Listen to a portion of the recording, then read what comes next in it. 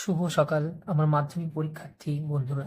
তো আজকের এই ভিডিওতে এবিটিএ 2025-এর পেজ নাম্বার 72 এর যে ইংরেজি গ্রামার রয়েছে, গ্রামারগুলো আজকে আমরা সমাধান করব। তো চলো শুরু করি।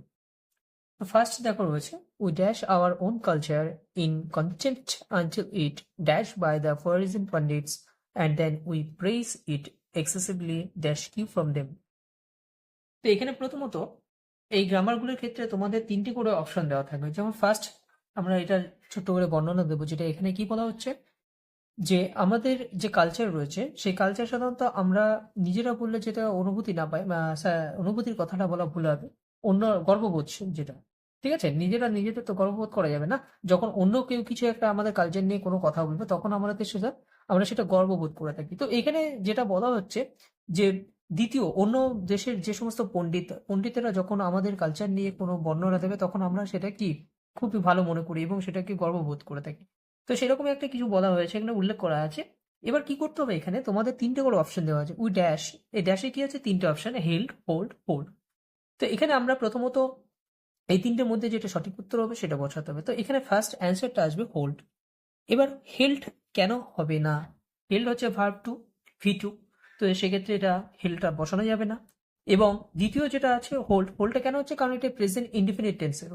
তো সেক্ষেত্রে এটা হোল্ডটা বসছে। এবং হোল্ডস না হওয়ার কারণ কি? হোল্ডস না হওয়ার কারণ হচ্ছে কারণ আমরা জানি আই, উই এবং ইউ, তাদের এগুলোর পরে ভার্বের যে ফর্মটা এর সাথে যে এস বা ইয়েসটা বসে না। তো সেক্ষেত্রে এটা এই অ্যান্সারটা হোল্ডই হবে, হেল্ড বা হোল্ডস হবে না। দ্বিতীয়ত দেখো দেওয়া আছে in content, in content until it dash.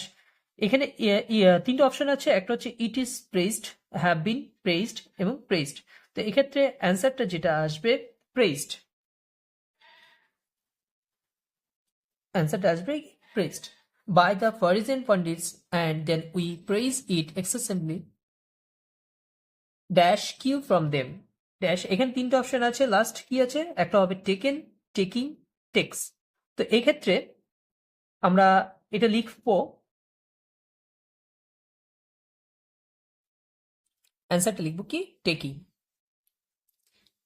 যেটা নেওয়ার কথা বলছে। টেক শব্দের অর্থ যেটা নেওয়া, ঠিক আছে, টেকিং কি ফ্রম দেম। দ্বিতীয়ত দেখো আর্টিকেল প্রিপোজিশন আছে, Swaminathan was dash act as. তো এখানে অ্যাজ বসবে।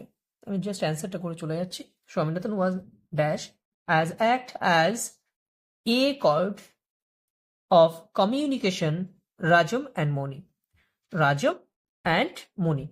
এবার এখানে একটা শূন্যস্থান রয়েছে, যে এখানে বিটুইন হবে, বিটুইন রাজম অ্যান্ড মণি। এখানে যেহেতু রাজম এবং মণির মধ্যে বলছে তার জন্য এখানে বিটুইন, মাঝখানে, তাই দুজনের মাঝখানে, তার জন্য বিটুইন হচ্ছে। যদি এখানে আরেকটা জিনিস বুঝে নেবে, যদি এখানে একের বেশি থাকতো, মানে 2-এর বেশি থাকতো, তখন সেক্ষেত্রে ইনক্লুডিং হতো। কি বলতো এটা? ইনক্লুডিং, ঠিক আছে, শূন্যস্থানে। নেক্সট ভয়েস চেঞ্জ রয়েছে, the lady received the Telegram from her old friend. এখানে যে মহিলাটার কথা বলা হয়েছে, মহিলাটি যে টেলিগ্রামটা সংগ্রহ করেছিল কার কাছ থেকে? ওল্ড ফ্রেন্ড, তার পুরনো বন্ধুর কাছ থেকে। তো সেক্ষেত্রে এখানে আমরা জানি কি সাবজেক্টটাকে অবজেক্ট করবে, অবজেক্টটাকে সাবজেক্ট করবে। তো এখানে অবজেক্টটা আমরা ফার্স্ট এখানে লিখবো, যেটা টেলিগ্রাম আছে, অবজেক্টটাকে সাবজেক্ট করি, দ্য টেলিগ্রাম। নিয়ম অনুসারে এখানে কি বসবে?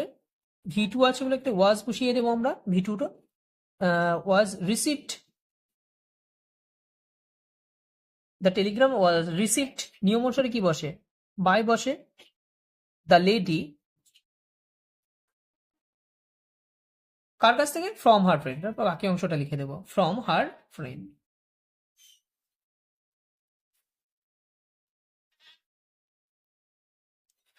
2 নম্বর দেখো একটা ন্যারেশন চেঞ্জ রয়েছে। কি আছে? Do you want to buy a basket, সে আসছে, সে জিজ্ঞাসা করছে।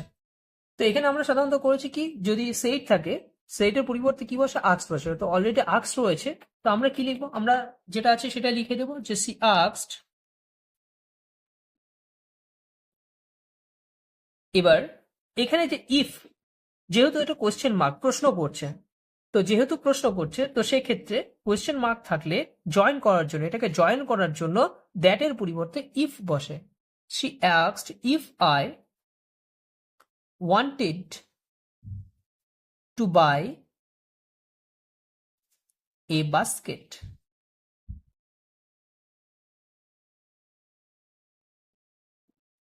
নেক্সট 3 নাম্বার বলা হচ্ছে Haridwar is one of the holiest pilgrim sites in India. তো হরিদ্বার হচ্ছে একটা তীর্থস্থান যেটা ভারতের মধ্যে একটা পবিত্র তীর্থস্থান। তো আমরা এটা লিখতে পারি যে যতগুলো তীর্থস্থান রয়েছে তার মধ্যে হরিদ্বার হচ্ছে পবিত্র, তাই না? তো এদের মধ্যে মানে ভারতবর্ষে যতগুলো তীর্থস্থান রয়েছে, তো সেক্ষেত্রে এটাকে আমরা প্রথমত এটা আমাদের বলেছে change into positive degree change করতে বলা হয়েছে। তো এটা আমাকে প্রথমত ডিগ্রি চেঞ্জ করার ক্ষেত্রে একটা জিনিস মনে রাখবে, আমি জানবো যে এটা প্রথমে কিসে রয়েছে, কোন ডিগ্রিতে রয়েছে। প্রথমত এটি আছে সুপারলেটিভ ডিগ্রিতে। তো যখনই সুপারলেটিভ ডিগ্রি থেকে আমরা পজিটিভ ডিগ্রিতে নিয়ে আসবো তখন আমরা নো আদার লিখবো, যে নো আদার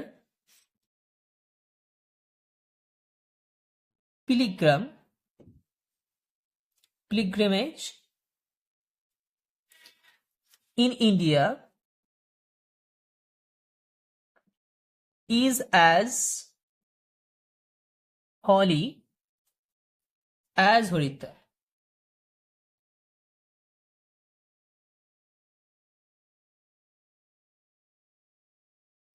এবার তোমাদের মনে প্রশ্ন জাগতে পারে যে এখানে এটি সুপারলেটিভ ডিগ্রি আমরা কি করে বুঝলাম? এখানে দেখো হলিস্ট আছে, তো এক্ষেত্রে এটা থেকে আমরা বুঝতে পারলাম যে এটি সুপারলেটিভ ডিগ্রিতে রয়েছে।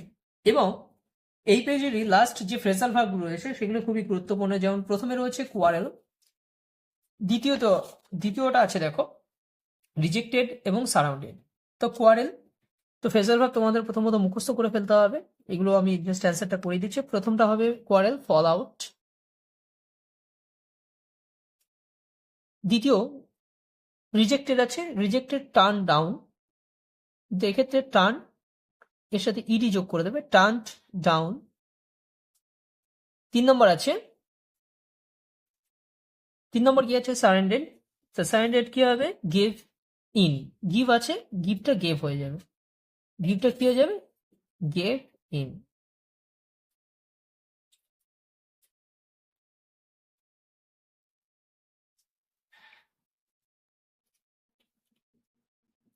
অ্যান্সারগুলো তোমরা নোটস করে দেবে। এর পরবর্তী ভিডিওতে আমরা নেক্সট যে পেজ নম্বর রয়েছে সেই পেজ নম্বর ধরেই আমরা গ্রামারগুলো, এবিটি এর গ্রামারগুলো সলভ করে দেখাবো।